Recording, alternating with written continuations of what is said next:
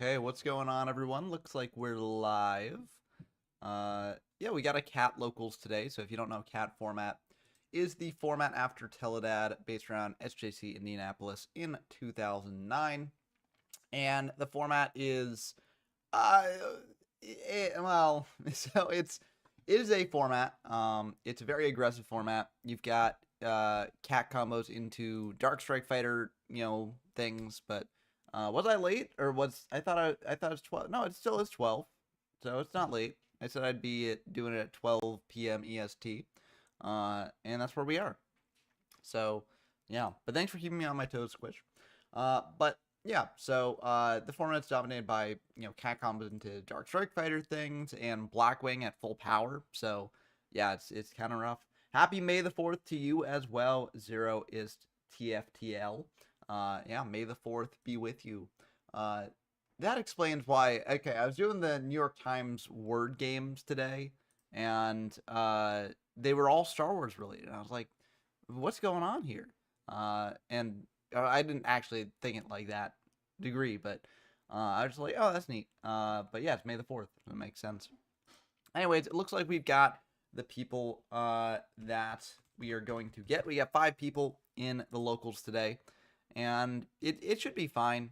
I think it should be good enough. Would have been funny if we got 4 for May the 4th, but I think 5 is also good.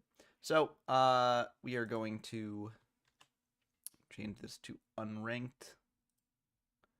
And there we go. Now we'll get this party started. This one might be a bit of a short one, given that, it is a pretty quick format. A lot of OTKs going on left and right. So it should be relatively quick, but it should still be fun. So I'm looking forward to it. I actually streamed a cat event on the channel a while back. That was on Format Library. They were having a live double elimination tournament in this event, or in this format, that is. And it was fun. It was fun to watch. And so I'm looking forward to this one. This one should also be fun to watch. I think that it's interesting looking at formats and seeing whether they're fun to watch or fun to play. I don't think they're mutually, inclusive. I think that you can have a format that is fun to play but not fun to watch. I think Critter format's a good example of that, where a lot of people don't like watching the gameplay of Critter, but when you play a game of Critter, there's actually a lot going on, and, so it's very engaging. And there can be formats that are fun to watch but not really fun to play. I think Cat could fall under that. I haven't really played much Cat yet, so I don't quite know for myself. But I feel like a lot of these formats where, like, you can just get blown out by the smallest thing. Like, playing them can be a bit not fun because, like, you're just like, oh, did my opponent have the combo? Am I just dead? Even though you don't really have anything to do about it. So, but, different strokes for different folks. Different folks like different things. That's why there are different Yu-Gi-Oh formats. Well, that's not actually why there are different Yu-Gi-Oh formats, but that's why people enjoy playing different Yu-Gi-Oh formats. And so, yeah, if you like cat format, more power to you. And I might also enjoy cat format once I dive into it. We'll have to see. But anyways, we have got this game here between Helios Trident and Aratos. An intense rock paper scissors starting us off, but Aratos will win with the scissors there and be able to go first, which is very good in this format, although some might say that going second is better because you can OTK your opponent. But can we get a Cosmo special? If I knew how to play Cosmo, then I would be down for a Cosmo special. But unfortunately, I don't right now. I do love Cosmo from, like, a lore perspective. I think it's really neat that they just mashed Star Wars and Wizard of Oz together, and they turned into something great. So, yeah. Madcap says, I'm guessing cat decks in this format are similar to Edson, but has more power. In this format, generally, what you're doing with cat is going into Dark Strike Fighter. So, basically, they just kill you right away. I think in terms of construction, they are kind of similar, but because you don't really care about the hand rips as much because you're just getting in for damage, I think it changes sort of the way that you go about them. But I could be wrong. I haven't really done too much sort of comparison of them. But, as you see here, we've got X-Saber Airbellum here that's attacking and ripping a card out of hand. So the decks do play Airbellum. They do play Summoner Monk, pitching a spell, bringing out Rescue Cat, all that stuff. But yeah, I've been good, Son of El Chapo. How have you been? I hope that you've been well. But yeah, I've just been busy. And also, I was in a Teledad tournament, which delayed my coverage of Teledad, which means I got a lot of Teledad to cover. before I get into the cat stuff. I will say I'm not going to be doing too many videos on Teledad because Teledad, it's a tier 0 format, so you know, there's not really too much to explore there. I want to do a Lightsworn video. I want to do a zombie video. Beyond that, I don't know if I'm going to do more than that, but we'll have to see. Play a game Modern with Cosmo. I mean, it's just like, I don't know any of the combos or anything of that stuff, so it would be kind of like not that interesting to watch. It would just be me fumbling through things. I've done sort of modern games on the channel in the past with the Wheel Wednesdays. I used to have Link Era formats on those, and I would play the Link Era formats, and people did not really enjoy them. One, because the audience that I have largely liked the retro game. They don't really like the modern game as much. And two, because I did not know at all how to really play those formats. So, you know, I was just making mistakes left and right. I didn't really, you know, it just wasn't really like the most compelling videos to watch, especially because a lot of people like my content because of the replay analysis that I do. They didn't really like that, you know, I'm playing a format where I know nothing about, so I can't really apply that analysis to it. So, format like Cat, I know a little bit more of, just because, you know, I'm familiar with Teledad. I've streamed a Cat event before. I know vaguely about what's going on based on what was happening at the time and based on past events in the format. But Black Wings is very, very good as well. So you have full power Rescue Cat, full power Black Wings. And Black Wings, someone even say, is the better deck here. Okay, looks like Helio is not playing a Rescue Cat deck, though, or they're playing a Rescue Cat that is playing Glad Beast, because you've got Sam Knight out in this format as well. Didn't they normal summon Sirocco? Oh, they reborn Sirocco. Okay, I see. They did not normal summon Sirocco. So, makes sense that they would not commit the Gale into the unknown back row, because if... Oh, no! Lost connection. Okay, well... let's hope that it's just a Dueling Book thing and not a stream thing. Still we got excellent connection here, so hopefully that is not something there. But play the spaceship deck in Edison. I could do that. I could do that if you want. Yeah, I'll do that at the end of the stream. That'd be fun. There's Artos and Helio there. Yeah, I'll do that. Spaceship deck is cool. So I think you can also pull up lists on like edisonformat.com or some of those sites, so that could be neat. But yeah, Gale or Sirocco searching out Gale with Whirlwind, and Gale having that Airbellum again, and now the Blackwing deck sort of has free reign here. It can just do sort of whatever it wants, and I mean that's pretty good for Artos here. As a note, Blackwings can also play around Gores a bit better, because, you know, Artos could have just pumped up the Sirocco and attacked over the Airbellum, but you know, you don't really need to do that when Helio's at no cards in hand. Now, since Helio is on Glad Beast, there are things that can get them there, but unfortunately, Test Tiger is not one of them. But they're going out on their own terms, attacking in that Sirocco and finishing things out there. But if they had drawn into a Glad Beast, attacked over the Gale, and then tagged into something else, then they could have potentially come back from that. It's a bit tough because Whirlwind's up, so any Blackwing Artos draws there is going to be a lot of Blackwing, because Gale's at 3 copies. So you can just play 3 Gale, just have instant access to it like all the time, and that is obviously a bit of a downside to this format. It seems like Klebans and Shabam has not started yet.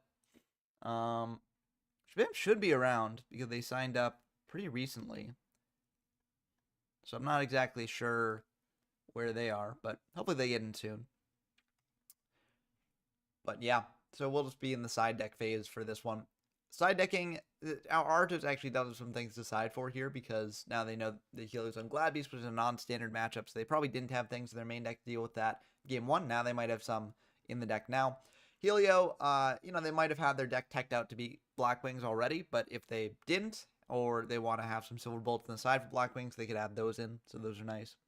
Are there any other tournaments that are going on in Retro Yu-Gi-Oh? Yeah, there are a couple. Format Library is a great place to find those. Because Format Library does have a fair amount of tournaments a lot of the time. So let's see what's going on in Format Library now. There's an Imperial format that's going on in the Imperial Discord, but that's mentioned in Format Library there. There's a Perfect Circle tournament also happening. I think signups might have ended for that, but I think it's happening now. But yeah, there's a lot of just different announcements that you can get by being in Format Library Discord. So definitely head on over there if you're interested in seeing those format tournaments going on. But yeah, format library is also just a great place in general, great resource. So yeah, like it's for instance the site that I'm using to show off like cat format up here, show off the forbidden limitless, all that stuff. So okay, it looks like Hiploma's gonna get flipped up here for Helio, and a test tire is gonna come down. So I guess they're going into probably a bestie to pop some of the back row first. It's kind of interesting. I don't think you necessarily need to do this. I think you can just attack him with Hiplomas, because it baits out a back row either way. And doing this, you potentially run into some other traps, but yeah, it looks like Bottomless will get flipped here, so that will stop the Bestie. And Bestie is limited in this format, as we can see from the list here, which is not going to be good for Helio, because you kind of want the Bestie for Rescue Cat plays. Or not Rescue Cat plays, for Geysaris plays. Very different from Rescue Cat plays, but speaking of Rescue Cat plays, it seems like we might get one of those as well here. Summoner Monk coming down, pitching a spell, that MST, for a Rescue Cat. Yeah, it's one spell, not just a normal spell. Now the Rescue Cat will tribute itself, bring out 2 more guys, and probably 2 Airbellums, because you can't go into another Bestie, so no point going Sam Knight and Test Tiger. But yeah, there's 1 Airbellum. There is... Okay, they are going to go for a Sam Knight as well.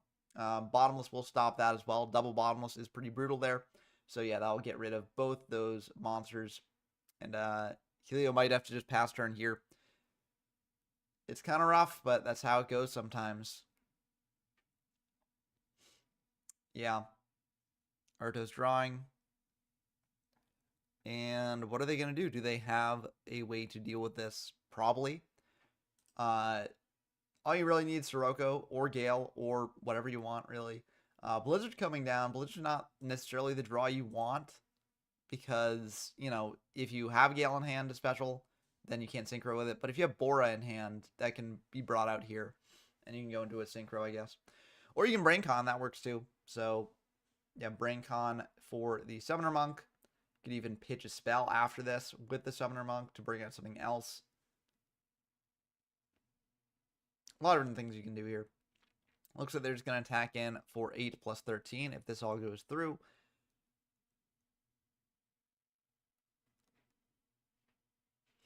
Helio thinking here, though, so they might have something. Question, is it worth 2100? Okay, it looks like they're going to Mirror Force there, probably stop the level 6 they're going to go into after that, which makes sense. I'm pretty sure Bryo's in this format, so you can just make Bryo and go crazy. So, and that makes a lot of sense. Most value Mirror Force is going to get at this point, and Helio setting some more back row there, passing back. Artos just passing back. So, it seems like this will be a bit of a slower cat game here. They finally printed Illusion Gate. Nice. I always love when they go back and print old anime cards into the game itself.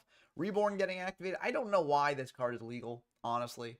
Like, they banned Pre-Mat and Call, and they were like, Reborn's fine. Yeah, Reborn's fine. When Reborn, at this point in the game, is probably the most broken of the bunch, in my opinion. Because you can take from your opponent's graveyard, which is very, very good. So, I need to blow my nose real quick. My allergies are getting me. So, what I'm going to do is I'm going to duck off camera and mute my mic for a second. But enjoy the gameplay while I'm gone.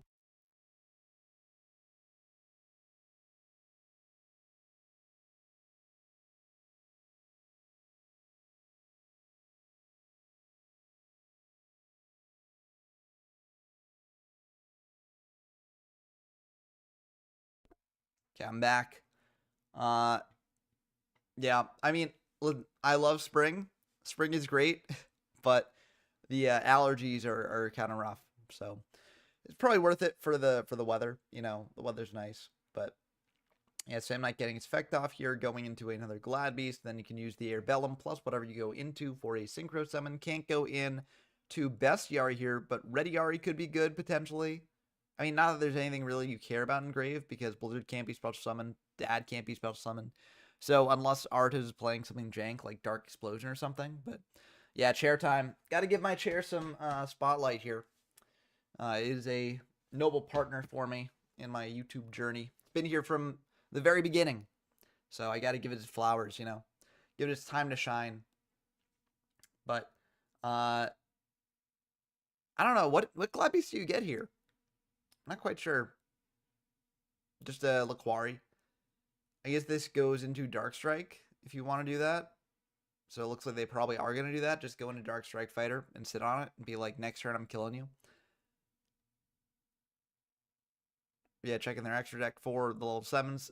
Life Transfer is another one you could go into. Or is Urbellum out now? Urbellum might be out. But yeah, you go into Dark Strike Fighter every time here. Card's so powerful, it's glitching out DB. There it goes. So yeah, this thing is nuts. Now, as a note, the effect on Duelbook says during your main phase 1, you contribute 1 monster, inflict damage to your opponent equal to the tribute monster level on the field times 200. You can only use effective Dark Strike Fighter once per turn. That is not how this card works in this format. That is the modern eroded version. Dark Strike Fighter can activate, in main phase 1 or main phase 2, and it contribute multiple monsters on the field. So yeah, basically what you do with this thing is you can make a big combo, attack in for a bunch, tribute a bunch of monsters, and kill your opponent. So yeah. If Helio does 1,800 more damage to Artos here, Dark Strike Fighter tribute itself, and then that is game. That's 1,400 damage there. But Solemn coming down to stop the Sirocco. Just saying, I don't know what you're doing with that thing, but I don't want it here. So get it out of here. I don't necessarily... Well, I guess you do that to stop, like, the Gale coming down, but you can just Solemn the Gale. But yeah, Reborn here for the Sirocco, bring that thing back. Bottomless coming down. So interesting that they solemned first and then went for the bottomless. I would have tried bottomlessing first.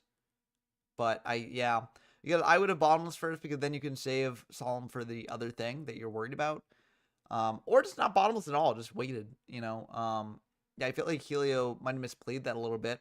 Setting a card here, probably a Rescue Cat, I would assume. But I don't necessarily know even if you would set that there. Yeah, I think Helio might have fumbled this one a bit. I mean, they can still win. They can definitely still win. It's just kind of rough because I feel like they misplayed around the Sirocco because, like, Sirocco didn't do anything on its own. So if you have Solemn, you save it for the thing that can actually do something with it. Yeah, I don't know. I feel like this ultimately would have traded similarly either way here, probably, because basically what would have happened if they were playing in a different way, like if they bottomless the Sirocco first thing, then Icarus would have come down, tributing the Sirocco, trying to pop 2. Helio probably would have solemned that, and then Aratos would have... Well, I guess there's no Gale, so they had a Reborn, but they didn't have anything to do with it. So, yeah, actually, it probably would have been... yeah, Helio probably would have walked with it there, I think.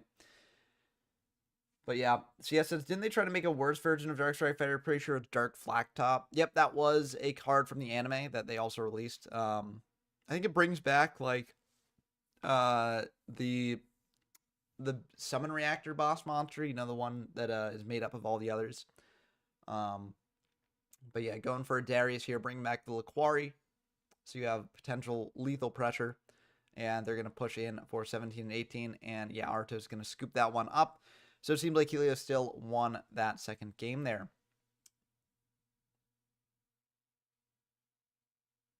Yeah, I guess they were maybe worried about the Icarus attack, so that's why they solemned. But yeah, that's fine. It does happen, right? And like top decking in this format is kind of weird because a lot of the decks do try to combo into things. So you kind of have not as powerful top decks. Which is, I think Zombies could actually be a good rogue deck in Cat. With Save Return still being legal and all their main pieces are not banned, only hit. That's true. Zombies could potentially be decent. It's sort of a full power combo deck doing a bunch of stuff. The thing is that the other combo decks take less time to set up. So I think that's why those other decks are sort of viewed more favorably. But I think you're right that it could be Rogue, like at least Rogue. I would be surprised if it's below Rogue. I think it definitely is something that can win games. And, just the combo potential of it is very, very good. So I think that's a very, very good point for that. I'm excited to dive into Zombies for the Teledad coverage. I'm going to just use the probably tournament list that managed to top 8. So, yeah, but there are different ways to build Zombies in Teledad, and there are probably different ways to build Zombies in this form as well. We see Clementon Dragons here. So, they got Drago versus Lightsworns here. So, very non-standard decks for this format, I will say. But, yeah, okay, there's no Brionac. So, yeah, Hidden Arsenal 1 is not out yet. So, no Brio, no Catastor, no Mistworm or Dark End. Yeah, well, Dark End came in a prize card. It was a prize card, so that wouldn't be in Hidden Arsenal. But the Hidden Arsenal cards are they're also not legal, so that's good. Yeah, Nat Beast would be cool as well. Nat Beast is interesting. Nat Beast, I love the Naturias as like an archetype themselves. I remember when they were coming out, I was like, oh, these cards are so cool. So it made me very sad that only the sort of extra deck monsters ever got used for the Nat Beast. But like, or for Nat Beast and Barkion and even Landois. But I think they're still very cool, even though they are kind of toxic. Like, there are multiple decks where, like, if you establish a Nat Beast against them, they just can't deal with it, and then they just lose the game. So, makes it kind of frustrating to be in the format a lot of the time, but it's still, I don't know. I love them so much just from nostalgia that I'm happy with them. It seems like those games have been going quick. That was already game 2 for Clemens and Shabam. Let's see Artos and Helios right in their game 3. Well, Artos has resolved a Whirlwind, so that's probably going to be GG. Yeah, Blackwings are just so nuts in this format. If you think Blackwings is good in Edison, this format just blows it out of the water. I mean, Triple Gale is just nuts. So, but Helio does have a Rescue Cat combo going on here. Will they be able to win the game off that is the question. They're also bringing out that Sam Knight there. Do they have Test Tiger as well? Or are they just going to go into the Dark Strider right away? Looks like they're going to go into the Dark Strike Fighter right away here. So you can go Dark Strike. Oh, Arcanite. Okay, Arcanite. You can make Arcanite because Summoner Monk is a spellcaster. And Arcanite's very good. Popping the... I don't know about that one. I guess you're playing around Kalut. I guess they could have searched out Kalut. Yeah, so that makes some sense.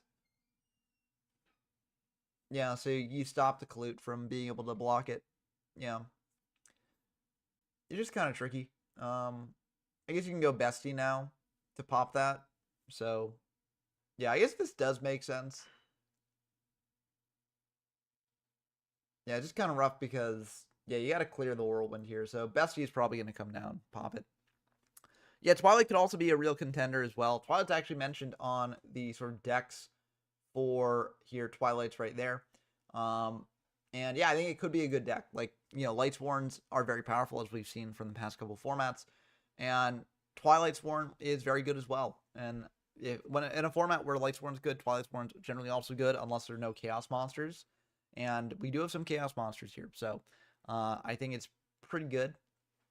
And we'll have to see if it actually makes waves in this format as well. I think the format's a bit less explored than Teledad, which is also kind of neat. Because Teledad, like, while not as many people play it, the format is a tier 0 format where people sort of optimize the tier 0 deck. So, there's a lot less exploration you can do. Whereas with Cat format, people never really return to it, which, for very clear reasons why people didn't really return to it. But it does mean that there's more experimentation you can do because people have sort of forged the way a bit less. So, a lot of different decks you can sort of play around with, which is, pretty fun. But yeah, looks like a Blizzard's going to come down here, bring back a Bora, try and go into a 6. You can go into Armed Wing here. You can, oh, damn, okay, War Chariot will stop all that from going on. And that's going to be pretty good for Helio here. They've taken away Artos' normal summon. So now they don't really have much extension in the form of, like, Gale or something like that because they need Blackwings to stick for that. So, yeah, this is going to be pretty bad for Blackwings here. Not the end of the world because it's, not lethal damage coming in next turn, but yeah, it's not looking good either.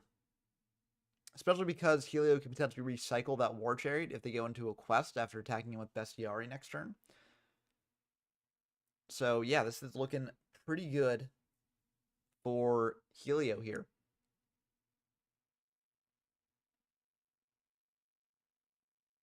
I wonder what they're going to go into now. They're going to go into an Air Bellum to get a Hand Rip as well. Is this lethal? That's 31 plus 14. So actually that is lethal because then you go into Dark Strike Fighter and kill your opponent on the following turn. So, or not on the following turn, on this turn. So yeah, ripping that card out of the hand. It's a Sirocco there. And yep, there we go. Main 2 just sinking into a Dark Strike Fighter. And yeah, that'll just be the end of the game. Yep. Good stuff. Gladbeast taking the game against Blackwings. Bit of an upset there. But, you know, in formats as crazy as this one, you do get those upsets sometimes. So let's see where that is in the bracket. So now Helio will be facing off against Prada here, who got the bye. And the winner of that will face the winner of Clemens versus Shabam. So, yeah, it seems like this is a very interesting game going on right now. So a lot of Dragons gone through from Clemens. A lot of Lightsworn's gone through from Shabam. And yeah, it's a bit worrying for Clemens here because that is Judgment Dragon access right there. There are well over 4 Lightsworns in grave. Tagging into the Necro Gardna, going for Gold Shark here. So they're playing around Honest, which you probably have to do, but 2 Honest in grave. Is Honest semi'd in this format? It might be semi'd, in which case you don't need to play around. No, not semi'd. So yeah, there are 3 Honest here for whatever reason. That's kind of crazy as well. That they were like, yeah, 3 Honest, that's fine. Yeah, so yeah, you kind of have to play around that. No Red Eyes monsters in grave, so you can't bring back like the Red Eyes Darkness Metal Dragon. So also you wouldn't be able to do that anyways because this card would normal summon this turn. But yeah, we turn into Dark Signers with this one. Oh yeah, finally getting some Dark Signer archetypes coming out along with the Signer archetypes too. But yeah, not looking good for Clemens here, all things considered. Maybe you try and deck out the opponent, but triple Necro Gardna engraved means you're probably not getting in to deal a lot of damage anytime soon. Yeah, I feel like the rating's kind of on the wall for this one, but never count someone out in this format. There's always ways to come back. Wyvern attacking in to the Aaron, and that's going to get honested. Yeah, that's just kind of rough. At a certain point, you can't really play around it anymore. So, yeah. Yep. Gonna be GG. Yeah, and there was a JD in hand anyways. Solemn, MSC, and Solemn. Yeah, so even if you set the Wyvern, then the Monk attacks over it. If you just leave it in attack, then, you know, Shabam can just attack over it with Honest anyways. So you kind of have to go for attacking into it now. But, yeah, unfortunately, that did not quite work out for Shabam there. So, now we've got Prada versus Helio. Let me put that in there. Yeah, let's put that in. So we've got there, and there we go. Gotta love bot commands. Anywho, let's dive in to the other game going on. It seems like Helio is hosting for Prada, or Prada is hosting for Helio, one or the other. And there we go, Run from Red versus Helio here. Seems like a Gladbeast mirror match. That's crazy. I thought we were out of Gladiator format. But yeah, Gladbeast, I mean, you can play Gladbeast here. There are some benefits to it. It's just a bit of a slower deck than a lot of the sort of OTK style decks running around. So it is a bit less well-positioned than those decks in a fast format. But you can play it. It can control those decks a bit. Like, War Chariot is very, very good, and the fact that you're able to loop it is very, very good as well. Because you can sort of stop the big combos. Like, if you War Chariot Summoner Monk, then your opponent's in a really bad spot. They've gone very negative, and you can just get back the War Chariot next turn. So, you know, there are some benefits to Gladbeast. It's just, oh, and playing the Rescue Cat off rip, playing the Alt Art Rescue Cat. Now, we have seen that Helio does play the normal Art Rescue Cat as well. So one of the reasons why this might be is, one, for variety, but two, for just, you know, sort of getting an idea of when they're drawing, like, the third Rescue Cat or the second Rescue Cat or however many Rescue Cats it is, which can be a nice trick to sort of adjusting your ratios.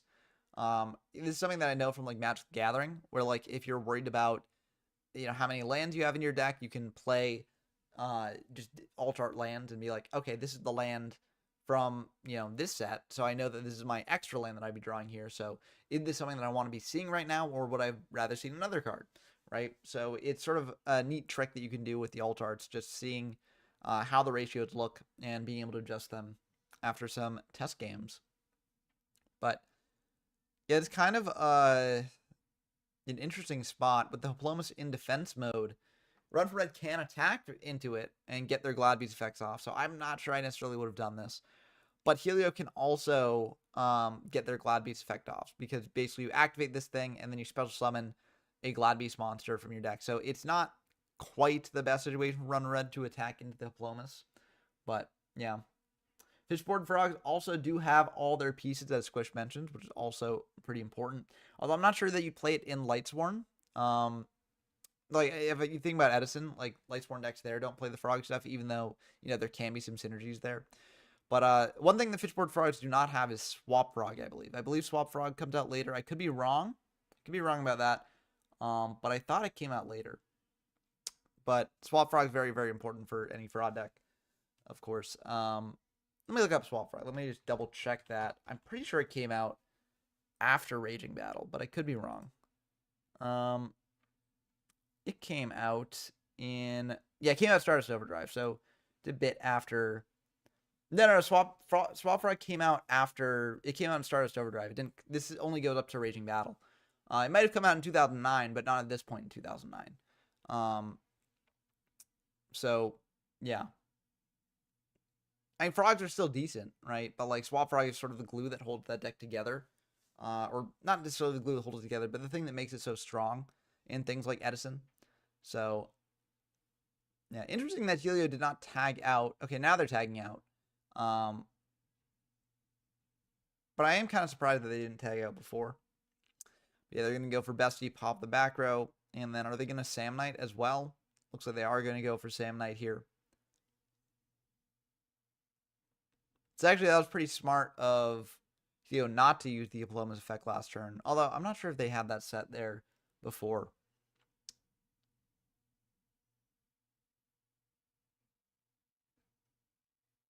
Let's see what Helio goes into here. They're going to go into a quest themselves, bring back... They don't have a War Chariot, but they can bring back the Glad Beast if they want to. They're going to bring back the Darius to have another body in hand that they can summon out, attack over some things potentially. And now they're going to set 1, set 2, and pass back. So Run from Red's in kind of a tricky spot here. And Aplomas is going to be normaled out. Oh, they didn't shuffle. Okay, never mind. I was going to be like, that's a bold choice. Let's see how it plays out for them. But yeah, they did not shuffle. So they're going to draw now. And see what they get. Heavy. Heavy's going to be pretty good there. Solemn going to come down for the heavy. You kind of have to do it, Helio's going to take 500 more, I believe. Or no, yeah, 500 more, yeah. Yep. So 3950. The quest coming down as well. Will that be fine from Helio? They're thinking. They're giving it a think. I mean, I think you have to, yeah. If that's your only way to stop that, yeah, you kind of have to do that. So there goes the quests. I mean, luckily for Helio, Glad Beasts don't necessarily have extension beyond that. Beyond their like one normal summon that they do each turn. If the normal summon sticks, you get extension. But if it doesn't, then you're kind of just, well, can't do anything else here. And yeah, it's going to be a pretty good setup for Helio. Now, I think honestly, last turn they could have just gone into Geyserus and just sat on it. Basically saying like, you can't get over this easily, so do what you want.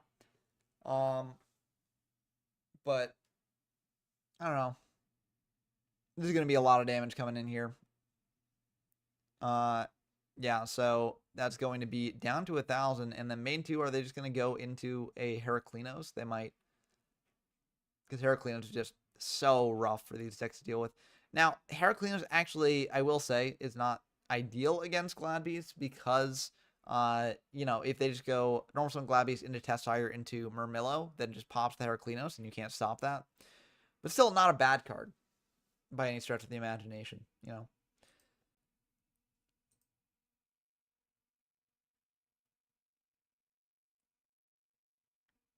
And we know that Helio has a Darius in hand as well.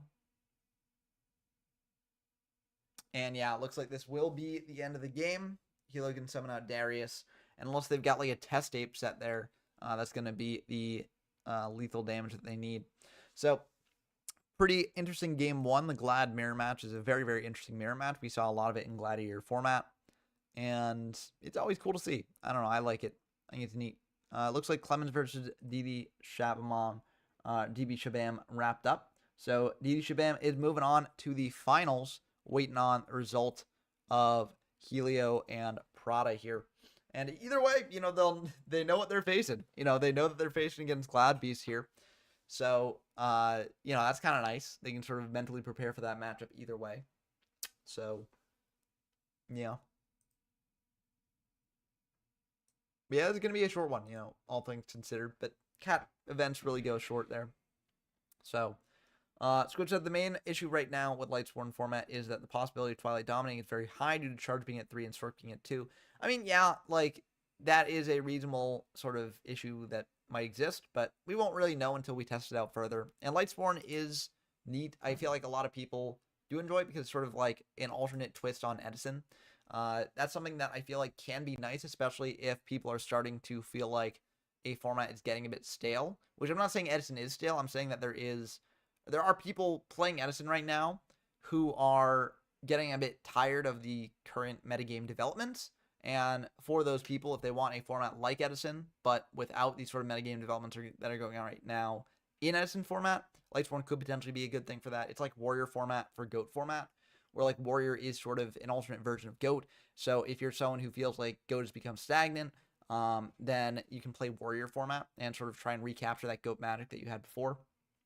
So, Flame the 4 says 2023 Edison was peak. Yeah, that was a very, very fun time. I played a bit of Edison around that. Not, a crazy amount because I was, preparing for this channel and doing this channel and stuff.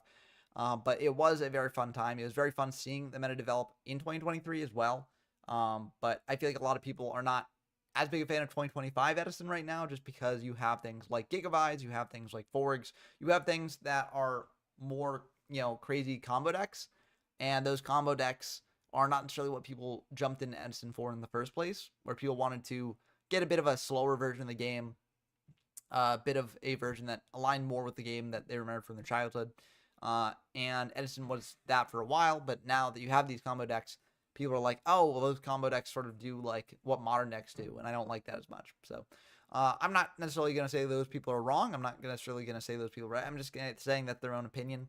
And when you're playing a recreational game for fun, right, you want it to be something that aligns with what you want to play. So I'm not saying that those people have the right to be upset about that and not want to play it if they choose to do that. I'm not saying they should or shouldn't. I'm just saying they can do what they want. But yeah. I feel like every format is fun in its own way. So even as they get further, we got the Hedgeguard tech here. That's something for Edison too, where people figured out that was decent in Glad Beast here. Especially in the mirror, I feel like that's pretty good. But yeah, the quest gets to act first, so they can go into Murmillo here, pop the Laquari was probably what you're doing, I would assume. But yeah, Helio probably did not want to go into the... Oh, interesting, going into a Hiplomas here. Not what I would have done, but we also don't know Helio's hand here. So Run for Med is going to go into probably a Murmillo of their own. If you bring up Murmillo, pop the Hiplomas, then you can just get in next turn for free damage. That would be my guess, at least. Yeah, there's the Murmillo. And Murmillo popping that hop. Now, this could mean a couple things. Could mean that Helio has Murmillo in hand. That's a very strong possibility there, given the fact they didn't go into it. Could mean that they're trying to set up for a Darius into something play, just having a Glad Beast Engrave. But I don't know. A lot of options. Either way, Helio not in the best spot right now. What's up, PJ? Things are going well here. We got a fun cat game going on. Two Gladiator Beast decks facing off against each other. So, very neat. We're not seeing like the typical sort of cat decks that you might expect. My Body as a Shield, crazy card here. Very, very good. If Helio has negation, they kind of have to negate it. Run for Red is going to get way too much value otherwise. So, yeah, you kind of have to do that. Brutal stuff there, though. And the good thing for Helio is that Run for Red did use the normal summon. So now you don't need to worry about that as much. And if they do indeed have a Murmillo in hand, now might be a good time to just summon it out and try and attack in with it. So, yeah, that was quite a play there. And yeah, it's just so cool. Like, I don't know.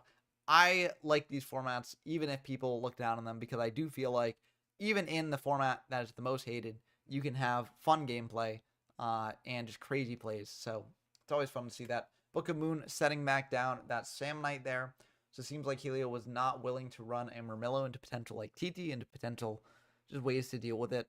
But yeah, the thing is like, I don't know, I feel like you generally want to save the big Glad Beast in hand so that we can beat over other things. You can always bring back Murmillo with Darius if you really need it to. But of course that requires you to be in a good game state anyways. So, yeah, I mean, Lightsworn, if Lightsworn is dominant, it's dominant, right? I don't necessarily think Lightsworn will be tier 0. If it is tier 0, then that's going to be a bit of a problem because when you have a deck that is widely dependent on what you mill, it's not necessarily everyone's favorite cup of tea unless something like Tearlaments where the mills can lead to very skillful sort of decision trees. Whereas with Lightsworn, the milling, there's not a decision tree when you mill. You just see what you mill and it's like, oh, I milled a wolf, that's getting special summoned. Or, oh, I milled a Necrogardna, that's going to be good for later, right? So, yeah, I think that it'll be interesting to see how Lightsworn is. I don't think it'll be tier 0 Lightsworn. I think Lightsworn will be a very, very strong deck. May even be the best deck in the format.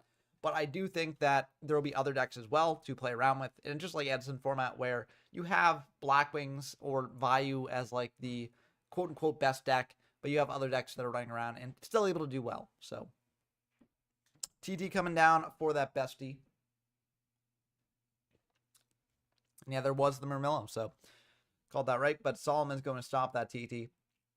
And that's going to be a bit rough for Helio here. Now, the question is, do they have another monster in hand to beat over the bestie? And if they do, will it get through whatever Run from Red has?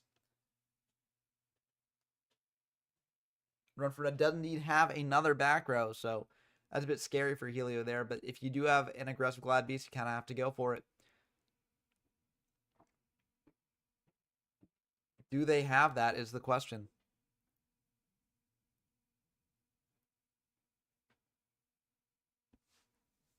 Good thing is that Murmillo is also in Run from Red's grave, so if there is another Hedgeguard play coming here, it would seem like neither player could Murmillo. So,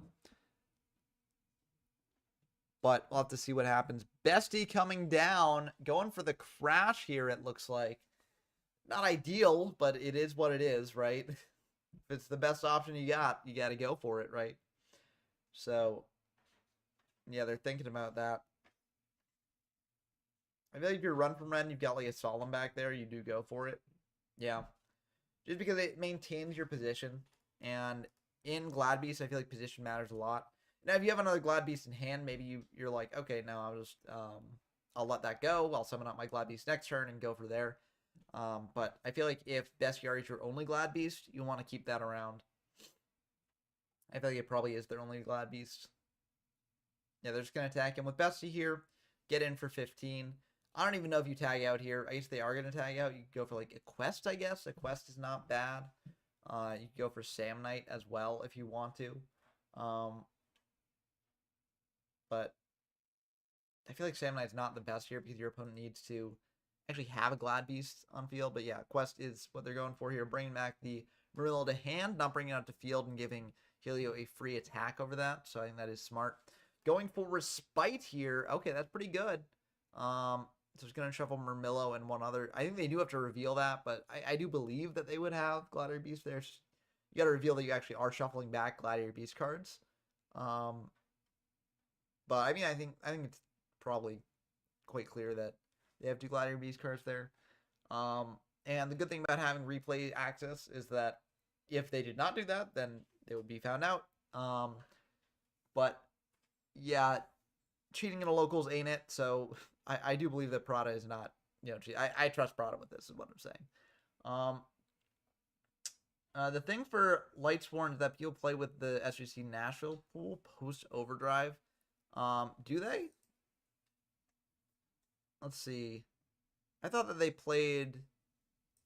And let's check on Format Library with this. So let me see.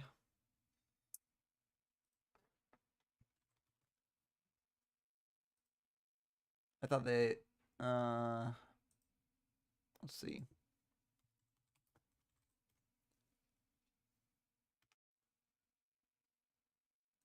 Swap Frog. What format's first legal?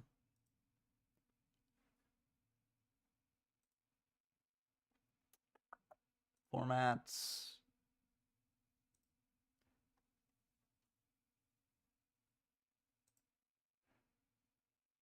Yeah, I guess. Yeah, it's SSG Nashville. Yeah, you're right. Yep, sorry about that. Yeah. So Swap Frog is indeed legal, so you can do stuff with that. So yeah, you can make some full-powered frog stuff. Is it the exact same card pool as Edison minus Malefic Blue Eyes and Starlight Road? That's pretty interesting. So it's just like Edison with a different ban list then. I thought there was more differences. That's why I thought Overdrive was not in the format, because I thought there was a pack difference between them, but there is Absolute Power Force would be the last pack in Edison. So I guess there is, unless Power Force is also in Lightsworn. But yeah, it's interesting. So I wonder why more people have not explored Lightsworn then, because I feel like it is a prime candidate for that sort of thing. But yeah, probably going into Heraclinos here. Just saying, if you draw a spell trap, I can stop it. If you draw a monster, you're not getting through Heraclinos. So yeah, it's pretty much GG here.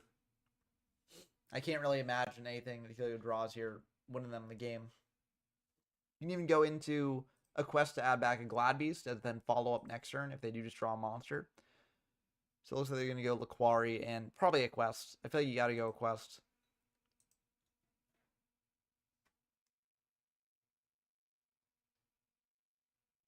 Yep, there's a quest. A quest, add back Sam Knight, and then that way if they draw a monster, set the monster, you have ways to get through that. So going for Respite. Ooh, that is... No. I do not like that. I guess they can go for another quest here. Now add back the Sam Knight. But you gotta have the like monster in hand as follow. Okay, yeah. And now I think you just go Heraclinos and you win. You don't even need to activate Respite. You don't need to do that. You win. Like the only thing that activating Respite does is potentially cause you to lose the game. Like I don't know. It's unnecessary here. Like you're probably going to draw a Gladbeast, but like this is potentially shuffling in your like win con, right? But yeah, it is kind of like you just going crazy, as Flame the Four says. It's just like the temptation to just extend even further. Get that one extra card is so tempting. But yeah, just go into Heraclinos here, sit on it, and then you win. So, and with Sam Knight in hand, you would have had actual checkmate. Like there is no draw. I guess Cat is like the one draw that could maybe do something there, but that didn't even do it because there's no Bryo in this format. So the only level 6 you can go into is Goyo, which doesn't get over Heraclinos. So I mean, it's just like I don't know. I feel like it was a risk that was not needed to be taken. Not that it matters.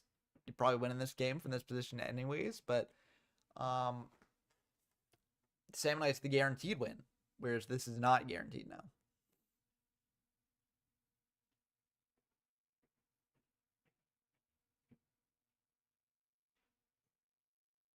Yep, that's the end of the game there. So, yeah, again, not really much Helio could have done there.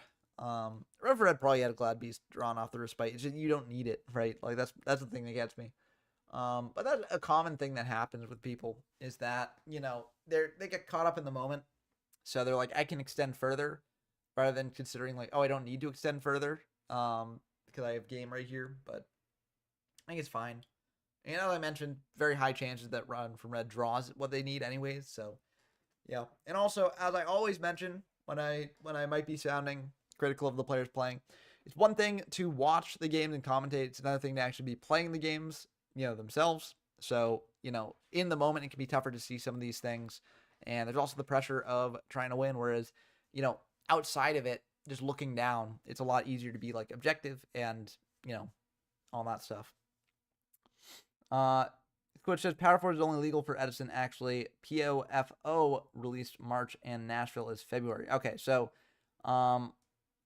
yeah. So Absolute Power Force not in Lightsworn. Okay, I was pretty sure there was at least a pack difference between Lightsworn and Edison. I was fairly sure about that, but yeah. So I'm glad I'm not crazy there because I was like, damn, I guess Lightsworn Format is basically just Edison with a different ban list. I mean, not that Absolute Power Force adds like too many good things. Like that was kind of a dead set. There are some things I think it adds, but like was Battle Fader Absolute Power Force? I forget when Battle Fader came out. But that's why we have the power of the internet, you know. Battle Fader came out in. Okay, it did come out Absolute Power Force. I'm remembering. I'm getting a little bit of the 5Ds knowledge back, you know, from my childhood.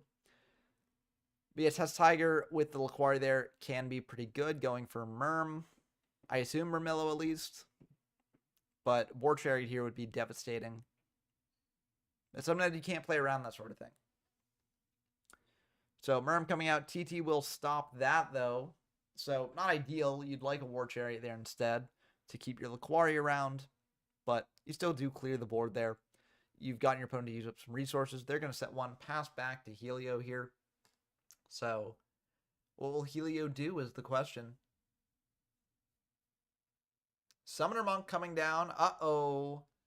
It's going to be a bit scary, and it seems like Run from Red will indeed solemn that, saying, nope, I don't want to see where this goes. You know, understandably so. You're going to go for, Reborn. Oof. So they're going to go for the Laquari instead of going for the Summoner Monk. Reborn might have been their only spell in hand, or they just want to set up more Gladbeast stuff. Yeah, interesting. Absolute Power Force came out on February 12th. Okay. So is it legal for Lightsworn? Let's see. When is Lightsworn format? When was the day? Nashville was February 27th to 28th. So would that make Absolute Power Force legal? Okay, so okay, interesting. So I guess it is actually the same card pool then. Yeah, I guess I was crazy. I was crazy, and there actually is no pack difference between Edison and Power Force. So yeah. Diploma's interesting here. I don't know. I guess with Murmillo gone, you don't really need to worry about another Murmillo coming out unless Run for Red has two of it in deck. You could go for Darius here. So you go for Darius, bring out Murmillo, attack in. Darius tags out, shuffling back Murmillo as well, and then you can go into Murmillo. That's something you could do. I don't know, that might be the best play.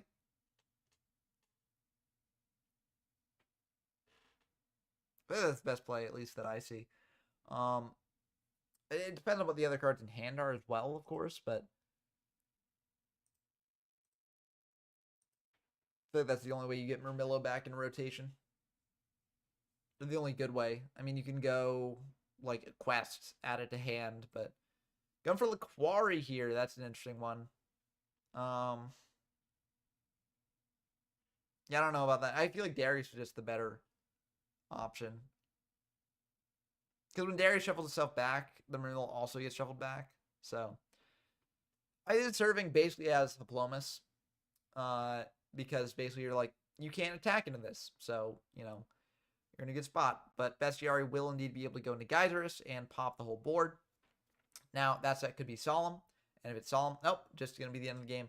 Yeah, I guess the Darius line, I mean, it did take 700 life points. So, like, you do go on to 1,500. And you're sitting on a Merm. So, like, it's not ideal. But I feel like it might have been the better option. Especially with Hedgeguard, maybe. Like, I think it could have been good. Yeah, they just had a proving ground there. So, yeah, not ideal from Run for Red for their final hand there. But I think there might have been things that they could have done differently. Okay, there we go. So, yeah, we've got our final setup here. So, Helios Rider will be facing off against Shavamon there. So, we have Gladbeast versus Lightsworn. Very interesting matchup.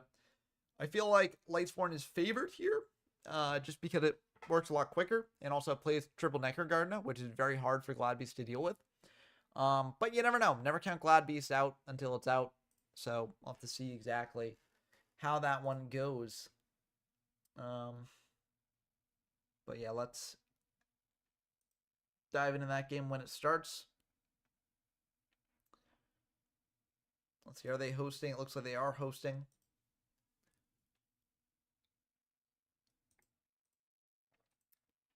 Let's put up a little poll here. Start a poll. Who will win? Who will win? Glads or Lightsworn?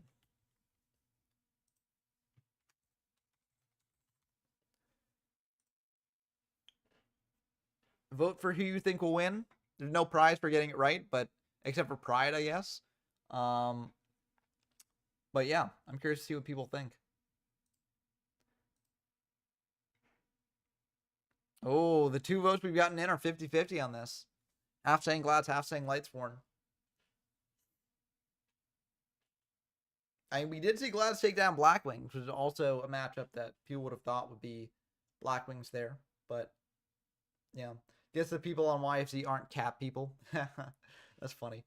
I like cats and dogs. I think they're both good in their own way. You know, that could be another poll in chat. Are you a cat person or a dog person, or neither, or both? Actually, both. Everyone just pick both. I mean, I'd pick both. I'd just be like, yeah.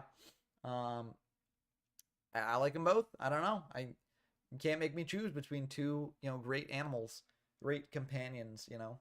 Heavy coming down. That's gonna bait out the Solemn that Helio, I mean, should have said hopefully.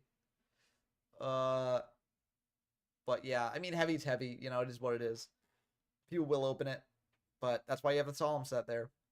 I think it's obviously not ideal that you have to use up a Solemn right now. Lila coming down.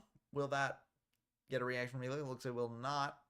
It will attack in for 17. Will that get a reaction from Helio? Looks like that will. So the Phoenix Wing is going to spin back that Lila at the top of the deck, prevent mills, prevent a pop. I think it does make some sense. And Shabam just going to pass back to Helio. But Shabam in a very, very good spot right now. I mean, they do have an empty board, so Gladbeast can just attack in there and tag out for another one. But it's pretty good. The Power Force Slander is crazy.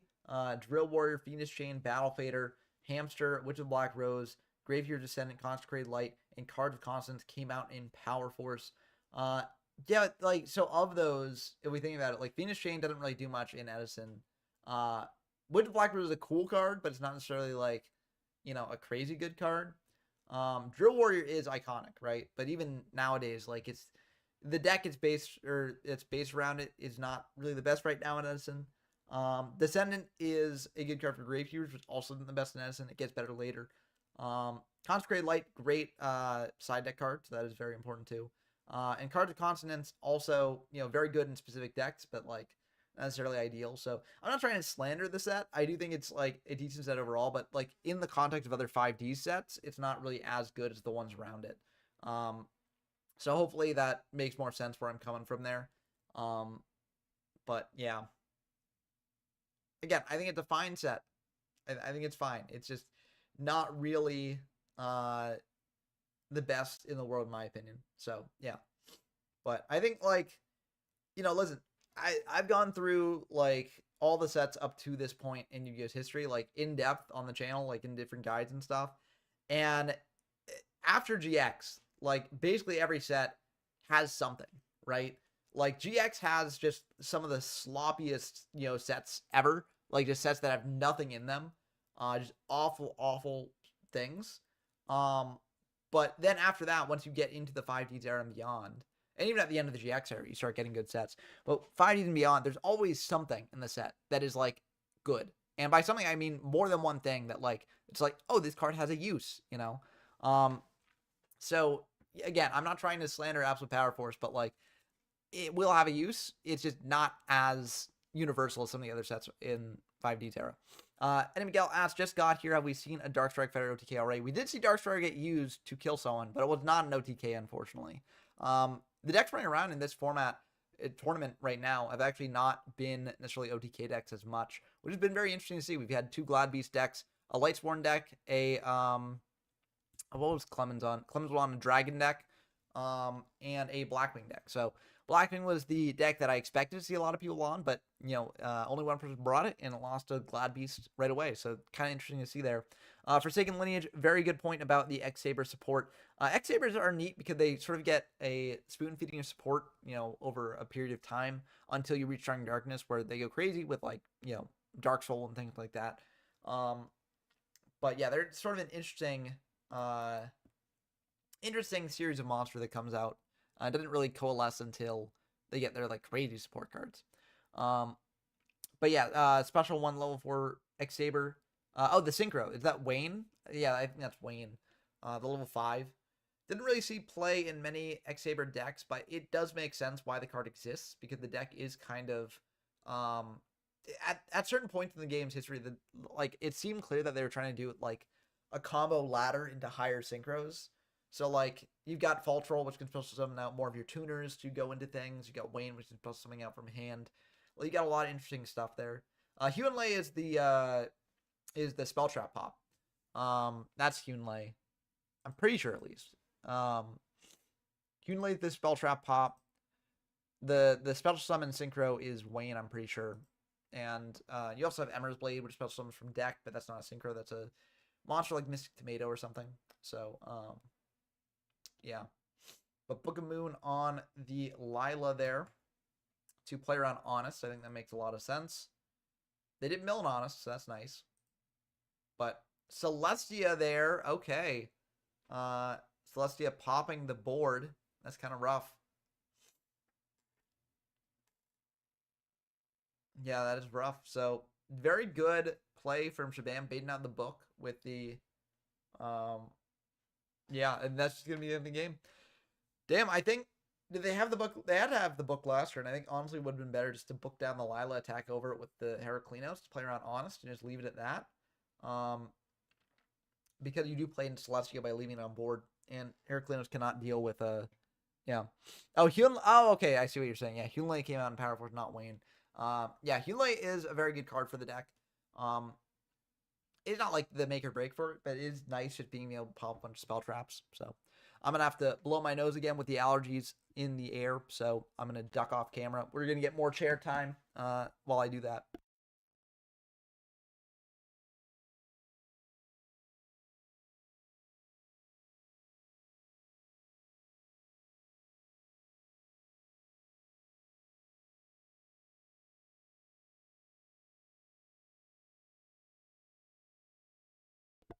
Okay, I'm back. Hopefully you enjoyed the chair there. Okay, Wayne was in Dual Terminal. Yeah, that makes sense. Dual Terminal was a very, very cool series of sets. I liked it a lot, just because it was cool seeing all that lore there. But yeah, I'm glad they're still doing stuff with it, with, like, the modern Dual Terminal support sets. Jeez, my allergies are starting to act up at the end of the stream. But yeah, it's just very cool seeing, like, them sort of building out their own, like, expanded universe of lore. You hadn't really had that to the same extent at that point in the game's history. Like, you had things like Dark Refer going to, Dark World, and DD Warrior Lady exploring, and Gaia Gigo, all that stuff. But, like, the Dual Terminal stuff was the first attempt, as far as I can tell, at having its own sort of, world and story outside of the anime itself. I was planning on playing Edison Spaceships after the stream because someone asked for that, but I might have to cut it off at the end of this game just because my allergies are starting to really act up. So, yeah, sorry about that. I'm gonna try and take some, like, Claritin or something like that before my next stream, so that way we don't wind up in this situation again. But yeah, I feel like with allergies, like, once the floodgates start flowing, then it's just, like, all comes out. I don't know, or at least that's how it works for me. Where, like, the first couple sneezes, that just opens the floodgates, and then just everything's like, oh, we can leave now and get out of this body, and that's what they try to do. So, yeah, I love spring, but allergies are not necessarily the best part of that. But anyways, Charge, very good card in light form. We'll see that in the Teldad version of the deck as well. Very, very good card from the Duelist Genesis. I actually picked up a charge like when I was first opening Duelist Genesis, and it's so cool. It's such a good looking card, all shiny and secret. I thought a sneeze was coming, it did not. But we got the All-Star Rescue Cat there coming out. Going into some more guys.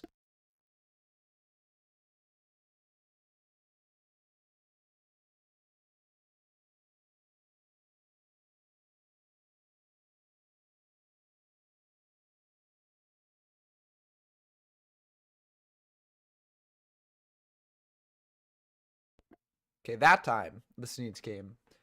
It was delayed.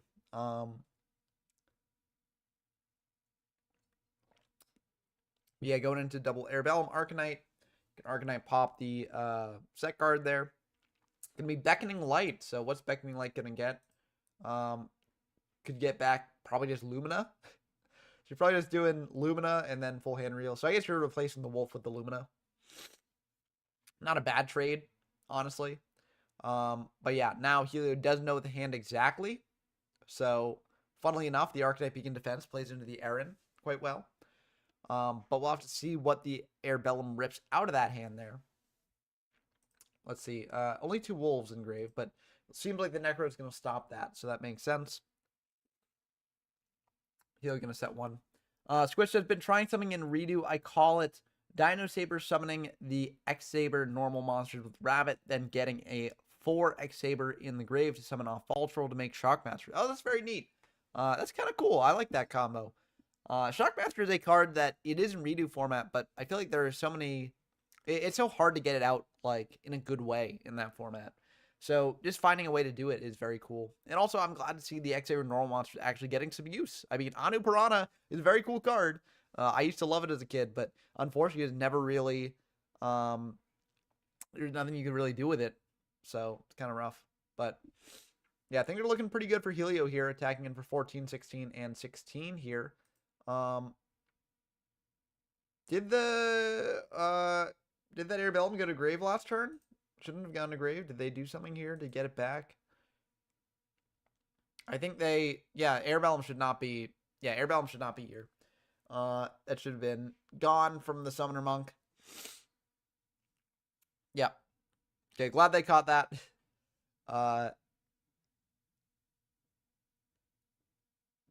Yeah. So luckily they caught it, so it's not crazy hard to repair. So given that the Airbellum's gone, now you go into the Glad Beast because, you know, you're not going into a synchro with it, so makes sense. Yeah, having the Logia in there as well is cool. The issue with that, it sounds like to me, and I haven't played the deck, so I don't know, but the thing about like Dino Rabbit is you don't necessarily want like too many normals running around. You do have the triple Saber Source and the double Cabazols, so like that is still a lot of normals, right? Don't get me wrong. But I feel like the more normals you have, the rougher the deck gets.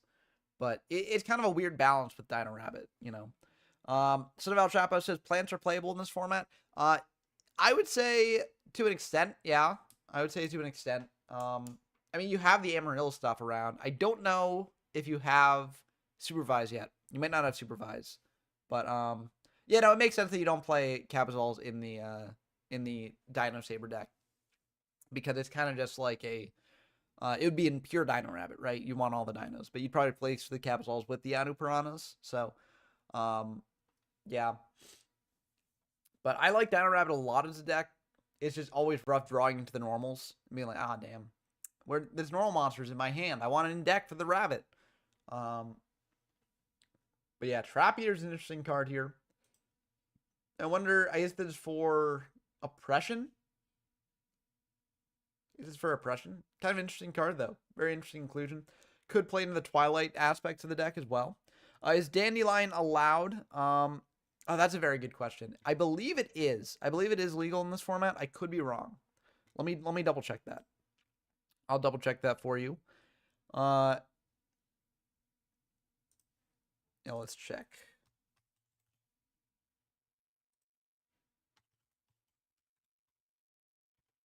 Let's see.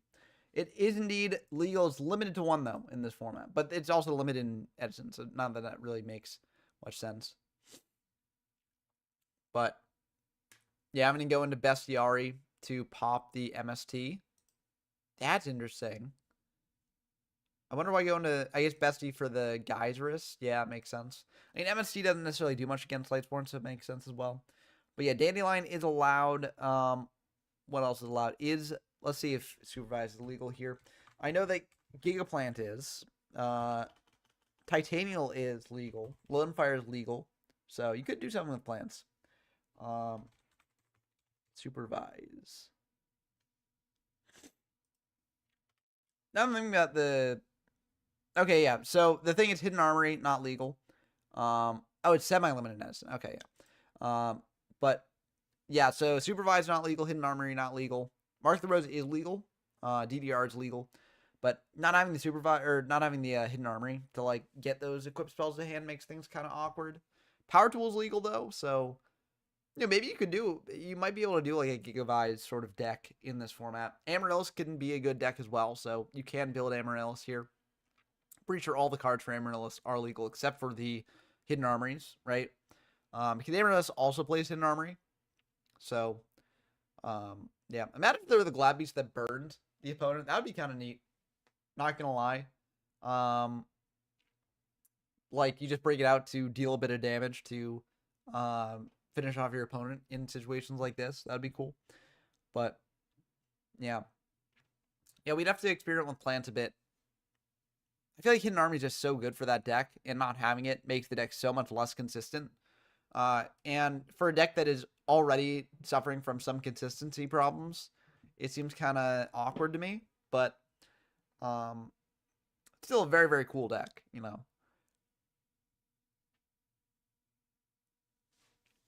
Let's see. How many Lightsworn names does Shabam have engraved? It has 1, 2. Okay, 2 Lightsworn names engraved.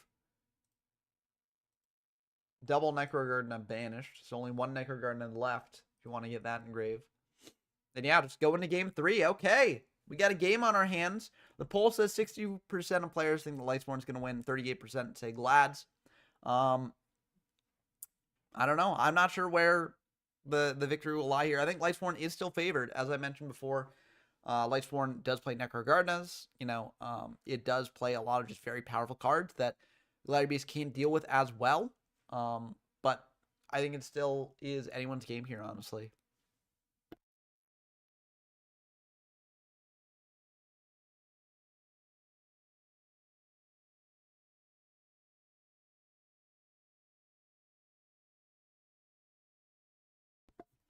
I'm back. Zero Ist FDL says, I'll be glad if Helio can win with. Oh, that's funny. I like that. I do like that. I would be glad too. That's pretty good. Yeah, I mean, Miracle Fertilizer is still there, so yeah, you can add it to the Lightsworn engine, as Son of El Chapo says. So there is something you can do there. I'm just curious if it's better than Lightsworn itself, right? Lightsworn Cure. But I don't know. It'd be interesting. It'd be interesting to see. I think Amaryllis is such a neat deck in Essen. It's one of the things I like about Essen, that like people are still finding new things. I know that a lot of people are like, dooming and glooming about like, Gigaplant stuff. But I think it's cool that like that was there and undiscovered until now. I think it's neat. Darius coming down, attacking in over the Lumina, or trying to, but Threatening Roar will stop that. Yeah, T-Roar very good against Glads. I mean, that's one of the things about Glads, that they're very easy to side against a lot of the time. Lightsworns do have a variety of cards that you bring in against them, like Light Imprising Mirror, but Trap Eater also hits that, so that's kind of tough. Squish says, also, I've been playing something else in Redo. I call it Invoker Samurai. Something keys on with Invoker to get attention or get a draw off of United or summon off Dojo. I love 6 Sams. 6 Sams is so fun, and especially when it gets all the new support later on the 5Ds era. So I'm always happy to hear people experimenting with the deck. Lane Premier is coming down here now. So I believe the discard does happen, right? The discard's cost. So yeah, we'll send for cost. That does wind up in grave. They did declare effect. Yeah. Discard's not cost.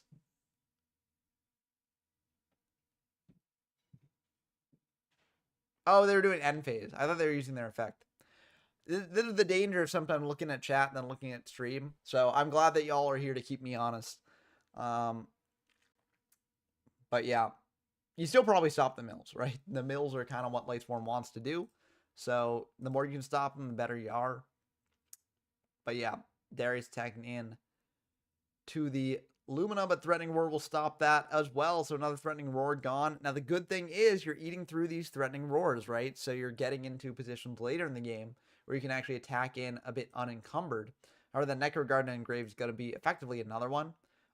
So I think Shabam could have maybe gone for the Necro instead of the Threatening Roar, but this is playing around spell trap removal, so makes sense. Charge here, so you can go for some things. Unfortunately, Wolf will not activate Engrave because of the Light Imprisoned Mirror. But you can search out like a, well, can't search out Celestia. You can search out just like a Jane, just things to beat over the Darius. As long as you're not playing into like Mirror Force. Yeah, and there's the Jane. Just having it in play for later to attack over it. I'm not sure you even summon it right now. You don't want to necessarily play in like Mirror Force or something. But it is a bit of a think. Yeah, they're just going to attack in with the Garroth. That's going to get booked down. In main 2, do you even summon the Jane yet? Or just leave it in hand? I would leave it in hand, probably. But I don't know. It's a bit tricky to tell.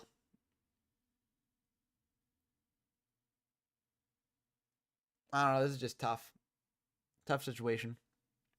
So El Chapo says, also Dragon Turbo is playable. Sheesh, this format is such high power. Yep, that's the fun of this format, right? There's so much high power stuff going on.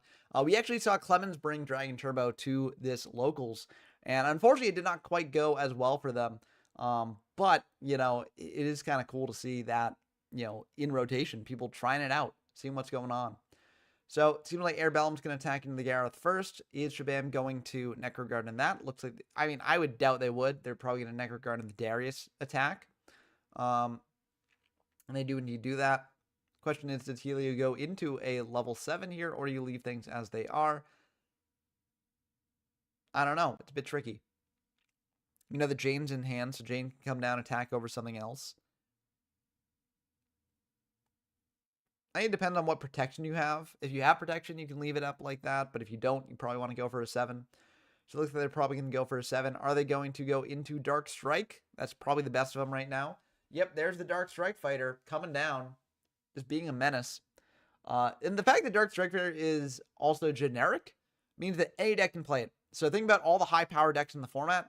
If they can make a level 7 synchro at all, then they are playing Dark Strike Fighter. So it just gives them more ways to kill you. Yeah.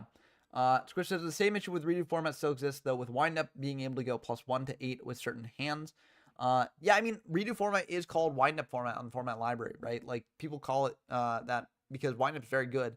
Now, is Wind Up the best deck in redo? I don't know enough about the format to say that with certainty or not. I've heard things like Dark World are also very good. I've heard things like Hero Beat is good, or Bubble Beat, that is. It's called then. Like, there are a lot of different things that you can play in that format. That's part of the fun of it, right? And we're still exploring that format, so who knows what will happen as the format develops more. But that's part of the fun of diving into a format that is not really looked at that often, because there generally are things out there that people have not found yet. And, you know, it'll be neat to see how things shake out there. So I'm wishing redo luck. Like, I would like to see more retro formats rather than less. And so I'm glad that, you know, people are taking upon themselves to try and popularize that format and make it, you know, a thing. And yeah, hopefully it gets more recognition. Going for a Secutor there, so that way you can go into maybe even a Heraclinos if you want to. Yeah, it's going to be pretty brutal here. Yeah, I guess they could have gone Darius. Well, they might only be playing one Darius, but I was thinking they maybe could have gone Darius to bring back Darius and just get in for more damage here. But I think it's fine just going for Heraclinos, if that is what they're going for. I think you go Heraclinos Darius here, or Iquest, depending on what you want to add. If you want to have the Darius' follow-up or not. Looks like they're going to go for the Iquest to add the Darius' follow-up. But with a 3-card wind-up combo in redo consisting of Shock and Zenmain's Pass, yeah, you can do it. It's just kind of I don't know if it's like the best thing that Windup can be doing a lot of the time. I don't know.